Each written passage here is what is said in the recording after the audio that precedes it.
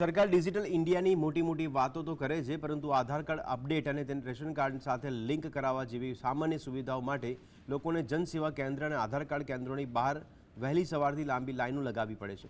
આ સાથે જ પાક નિષ્ફળ જતા સહાય મેળવવા માટે પણ ખેડૂતોને મામલતદાર કચેરીમાં લાઈનોમાં ઊભું રહેવું પડે છે। કચેરીઓમાં સર્વર ડાઉનના ધાંધિયા થતા હોવાની લોકો ફરિયાદ કરે છે। તો સરકારે ઈ-કેવાયસી ફરજિયાત કર્યું છે, ત્યારે જો આવું નહીં કરાવનાર રેશન કાર્ડ ધારકોના રેશન કાર્ડ બંધ કરી દેવામાં આવે છે।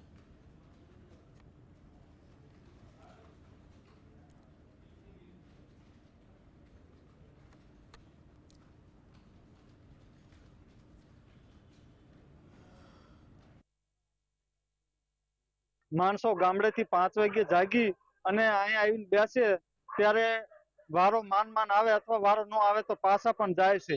ઈ-કેવાયસી માં સુધારણા કરવા માટે આધાર કાર્ડમાં સુધારવું જરૂરી છે। એ માટેની લાઈન અને આખા સુરેન્દ્રનગરમાં બસ પોસ્ટ ઓફિસમાં એક જ આધાર કાર્ડનું સિસ્ટમ ચાલુ છે કે અહીંયા સુધારો થાય। બીજી જગ્યાએ ક્યાંય પણ એ સિસ્ટમ નથી કે આધાર કાર્ડમાં સુધારો થાય। આખા સુરેન્દ્રનગર વતી બધા ફરતા ગામડા વાળો સુરેન્દ્રનગર આવી અને આ સુધારો કરવા આવે ત્યારે આટલી લાઈન લાગે છે। તમે ત્યાં પણ જોઈ શકો છો કે મોટામાં મોટી લાઈન છે અને વારો આવતો નથી। ગામડાનું પબ્લિક હેરાન થાય છે। કેવાયસી કરવાથી લોકોને ફાયદો થવાનો છે, સરકારને ફાયદો થવાનો, પરંતુ એની જે નીતિ નિયમ હોય કે ભાઈ આધાર કાર્ડ ની અંદર સુધારા વધારા કરવાના હોય, એ થયા ન હોય। આધાર કાર્ડ ઘણીવાર લિંક ન થયું હોય તોય ખુલે નહીં। અને કેવાયસી માટે અત્યારે રેશન કાર્ડમાં એટલી બધી લાંબી લાઈનો લાગે છે કે જેની કોઈ સીમા નથી। સવાર પડે અને બૈરા છોકરા આખા ઘરના છોકરાઓને લઈને આવવું પડે। કેવાયસી કરવું એક વ્યક્તિ દીઠ કેવાયસી અલગ અલગ કરવું પડે। માટે સરકારની યોજના સારી છે કે ભાઈ એના જે કઈ આવા ખોટા હોય નીકળી જાય, પરંતુ આ યોજનાની અંદર જે સામાન્ય માણસો છે એ ઘણા બધા હેરાન થાય છે। ચારે બાજુ દોડવા દોડી કરવી પડે છે અને આ આધાર કાર્ડ ની હારે લિંક ન હોય, આધાર કાર્ડમાં બધા ફેરફાર કરવાનો હોય તો સરકાર એ બધી સગવડતા નથી કરી દેતી। હાલ સરકાર દ્વારા ઈ-કેવાયસી કરાવવું ફરજિયાત કરી નાખવામાં આવ્યું છે, ત્યારે સુરેન્દ્રનગર જિલ્લાનું આધાર કાર્ડ કેન્દ્ર હોય કે જનસેવા કેન્દ્ર હોય ત્યાં વહેલા સવારે 5 વાગ્યાથી લોકોની લાંબી કતારો જોવા મળી રહી છે। લોકો કામ ધંધો છોડી અને ઈ-કેવાયસી માટે લાઈનોમાં ઉભા રહેતા હોય તે પ્રકારના દ્રશ્યો છે તે હાલ સર્જાઈ જવા પામ્યા છે।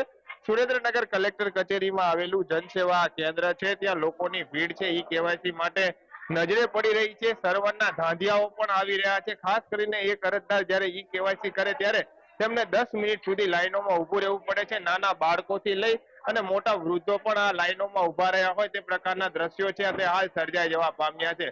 આધાર કાર્ડમાં જ્યારે ભૂલ હોય ત્યારે ઈ-કેવાયસી નથી થઈ રહ્યું, આધાર કાર્ડ અપડેટ ન હોય તો પણ ઈ-કેવાયસી નથી થઈ રહ્યું, એટલે પહેલા લોકોને આધાર કાર્ડમાં સુધારો કરાવવો પડે, અપડેટ કરાવવું પડે। ત્યારે આધાર કાર્ડ કેન્દ્રો ઉપર પણ લાંબી વહેલી સવારથી કતારો લાગી રહી છે અને ઈ-કેવાયસી માટે પણ લાંબી લાઈનો લાગી રહી છે।